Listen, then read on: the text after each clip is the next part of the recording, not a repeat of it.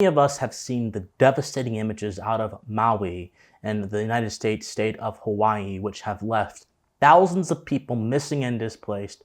And as of posting of this video, over 100 people declared dead. Of course, the numbers could be much higher. There's speculation the numbers are actually much higher, and they're just being suppressed for some kind of political gain or whatever. But in any case, before I begin my commentary, I must say, my prayers and my thoughts are with the victims of this terrible incident in Maui and this terrible incident in Hawaii. I hope that the parents who are searching for their children right now, who are having sleepless nights and anxiety and emotional pain, are able to find their loved ones and that everyone is able to be reunited. That is my prayer. That is my hope. Having said that, my friends, when I saw what was going on in Maui, and I saw some of the situations transpiring around it, I immediately asked myself, and this is the question that all of you should have asked yourself, what is the premise? What is the cause of the event? What idea caused it? Was this some random arsonist doing something bad? Was this a natural lightning strike that hit the ground and caused a fire or whatever? And really, we still don't know exactly what caused it. There's speculation, but we really don't know. But we do know a few things for certain, and these are the following facts I'm going to lay before your feet before I get to my main contention, that leftism actually made these fires worse. It's going to sound like a very weird claim, but if you stick with me, I promise you it'll make sense. But here are the facts as they stand right now. Lahaina on Maui caught fire on August 8th. And of course, the death toll is over 100 officially. There could be more people. We think there's more people. Number 2, children are left at home while parents went to work, meaning a lot of children are missing now as the fires blazed across Maui. Hawaii has over 400 emergency alert sirens.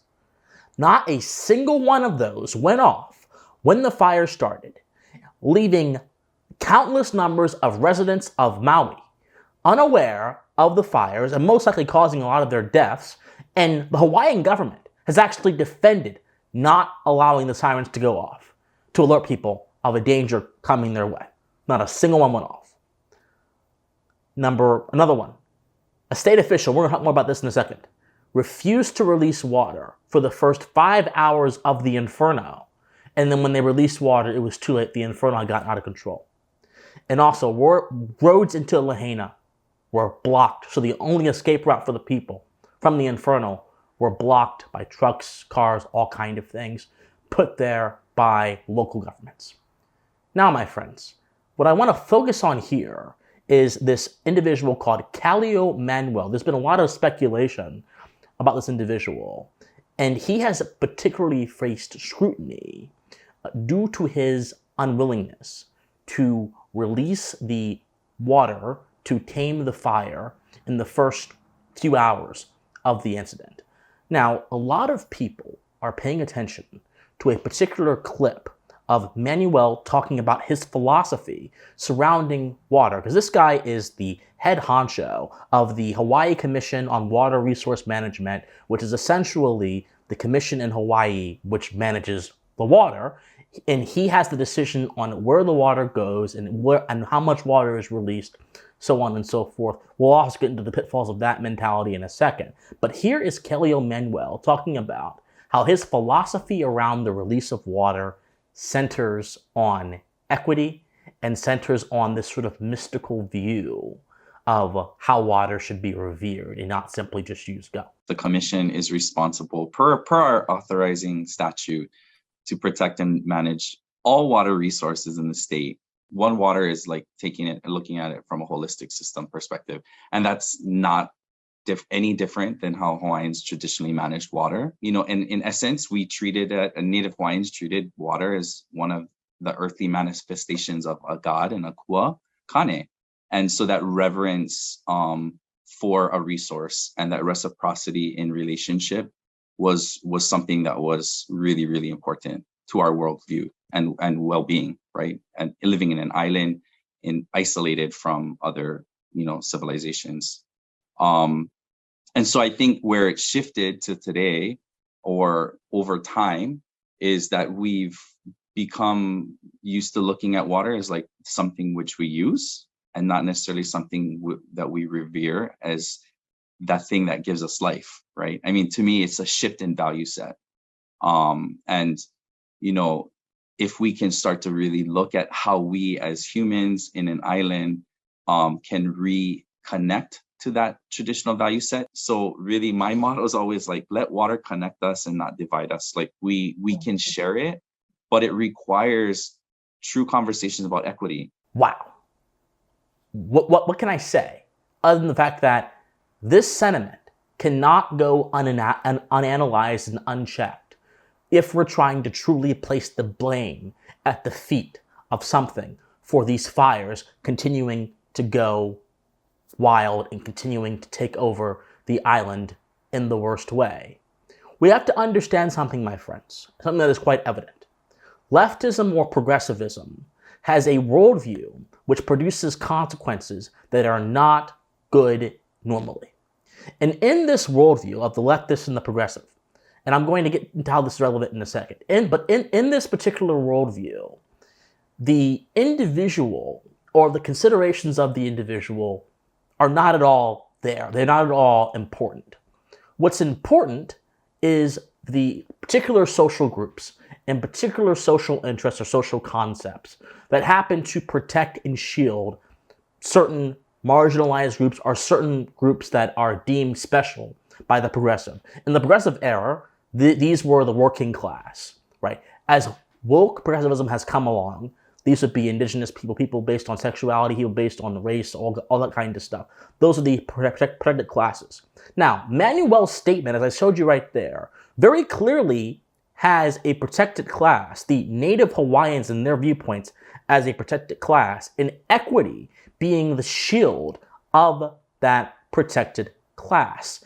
This is literally the philosophy which governs how he views his job as a steward for the water resources of Hawaii. He views that it should go through the framework of equity as opposed to being decided on other principles. Here's why this is so dangerous. Equity, by its definition, is quite literally the discriminatory appropriation of resources from one group to the benefit of another group, which is why equity is actually so unjust. So proponents of equity will say that it's actually just because it helps groups that have been historically downtrodden. But what it does is it steals from people and then tries to say that stealing is an act of benevolence, when in all reality, it's an act of injustice which perpetuates certain other harms which affect people that are not considered within the frame of equity. And when you have an official who refuses to release water that could have tamed and stopped or at least inhibited the spread of these fires for the first 5 hours, it's a long time, 5 hours, you have to ask yourself, what idea was in their head? In my opinion, as the empirical record shows, it was the idea of equity. And if you don't have a regard for the individual, you don't have a regard for the value of the individual, but you instead have regard for the value of abstract social classes which dominate your worldview and your actions conform to them, then it's quite easily to justify this level of self-sacrifice, this level of, or rather, sacrifice of the individual towards broader goals. And I believe that's exactly actually what happened here. This wasn't just mere incompetence. This was ideological conformity and doctrinaire action happening consistent with the doctrines espoused by Kelio Manuel himself.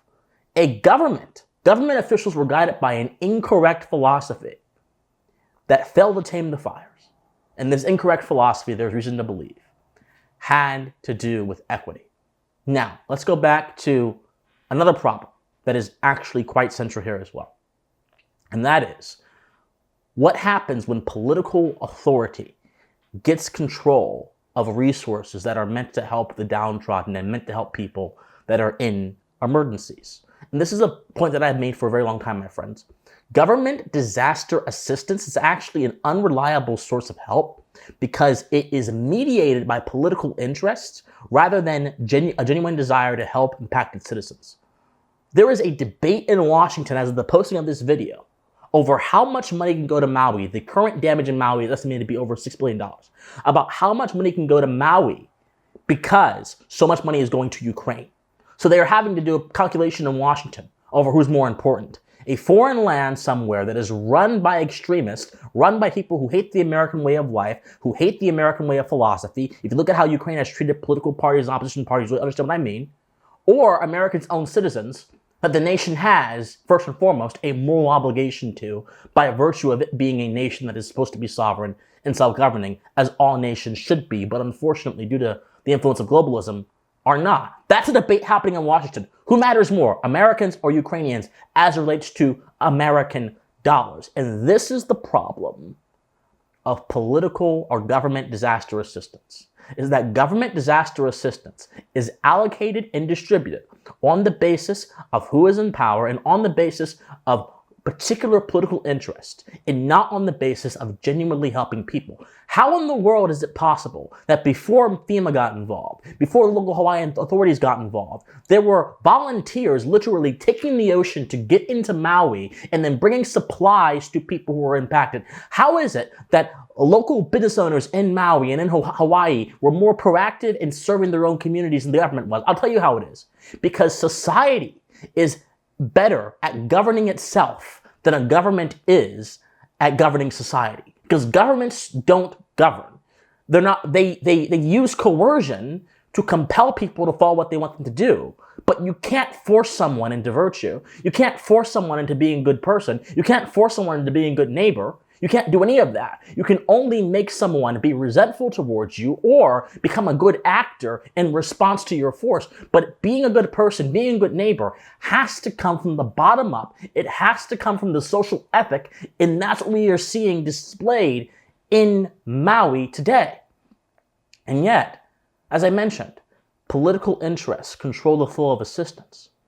And so if political interests can control the flow of assistance, then wouldn't it follow that political philosophies like equity and progressivism can also control the flow of assistance?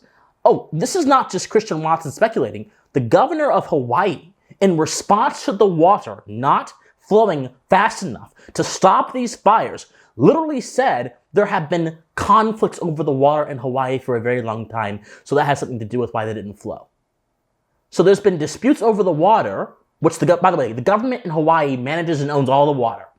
There's been disputes over the water in Hawaii, and that's why people had to burn to death and people's kids are now lost, because there's been disputes over the water. And this is another problem of political authority. Again, it's not just negligence. It's not just incompetence. This is intentional. This is another problem of the nature of political authority. Listening ears on, everybody.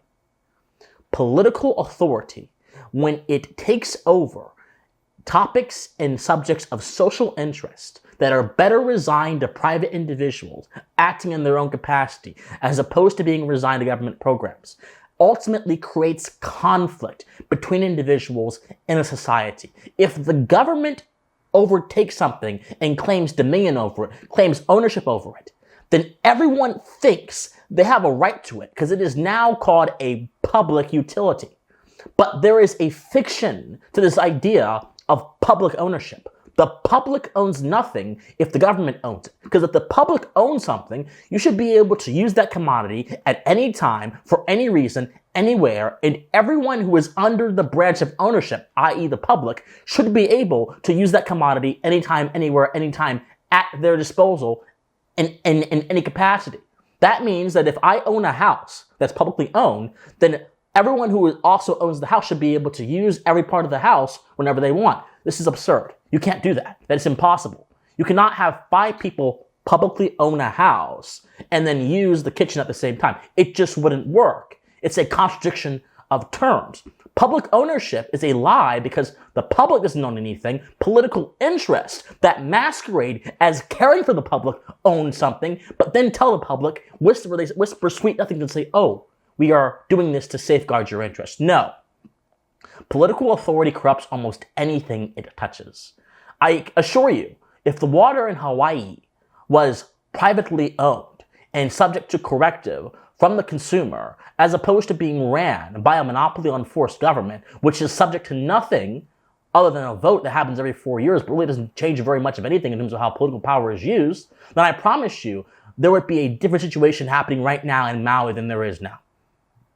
The truth is this, my friends, ideas precede accomplishment, ideas precede behavior, And the ideas on display in this whole Maui Fire debacle are the excesses of the progressive worldview, that some deserve and others do not.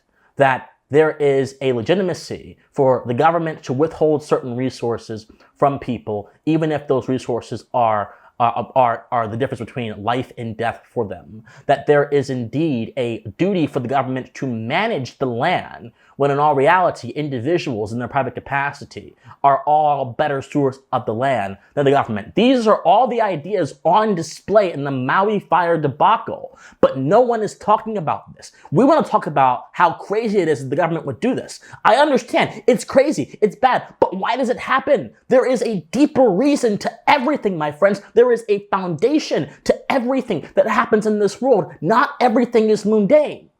And people want to focus on the low-hanging fruit. Well, the Obamas has something to do with it, or Oprah Winfrey. That's not important. What's important is what is confirmable. And what is confirmable is this, that we have terrible philosophies, terrible ideas, terrible value systems governing the way people live in this nation right now. And we take so much of that for granted. We take so much of that for granted. If I could demonstrate to you, as I did, that equity is a bad idea in which some people lose and others don't in a zero-sum game, and then we see a situation where people are losing and others are not, what does that tell you? It tells you the philosophy is manifesting in the worst way.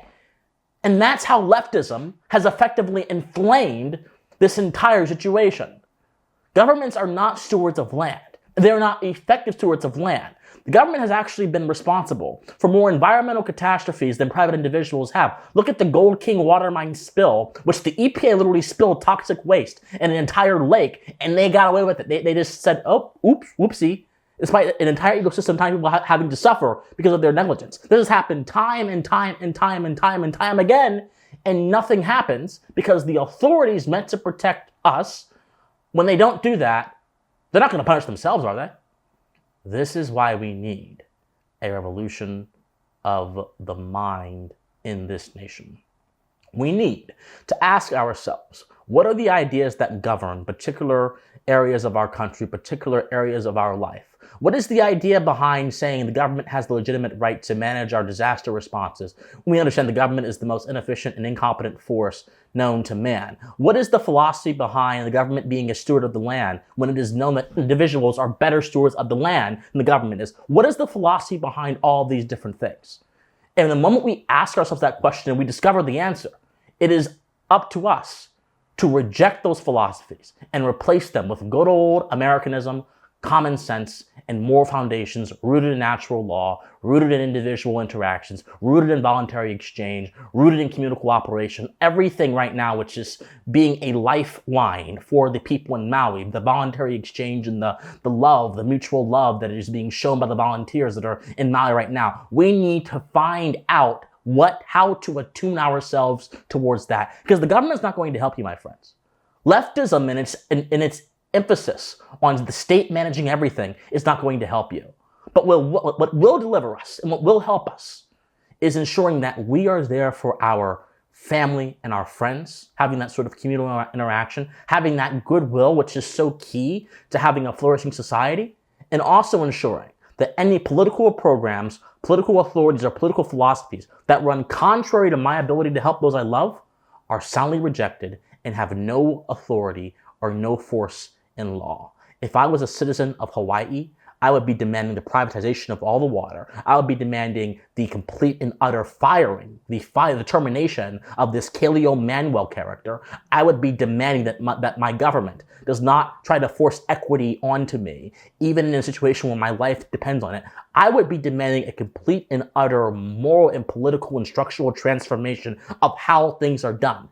That is how we save our country. That is how we ensure self-preservation does not become a nicety afforded to you when the government's not being incompetent. But self-preservation remains the indispensable and immovable right of the people. That is how we do it. And we cannot do that without considering the various ideas which I have listed in this video, which empower bad things to happen. My prayers are with those of Maui. My prayers are with parents and families. My prayers are also with the American people, and that we will wake up and we will understand exactly what is going on in our country. And we will have the reason, the rational capability, and the philosophical backing to fight it on every level, on a social level, on a political level, on a moral level, on an intellectual level. And then we can have this revolution of the mind, which attunes our thinking back to first principles, attunes our thinking back to moral convictions, attunes our thinking back to the language of the founding generation. Because an America like that is an America that there will be problems most certainly, but there will be problems that will not be too big for any of us to handle. And there will be problems that I think are much preferable to the ones we have today under our government-dominated system. My friends, love you guys so much. If you love me, like this video, comment on this video, share this video, subscribe to this video. If you want to help me continue bringing this message to you, please donate to me on my locals, on my Patreon, on my PayPal, on my Buy Me a Coffee. Any of those work. Join our Discord community in the comment section down below. I love you guys so much. And please, forever and eternally, stay pensive. Bye, guys.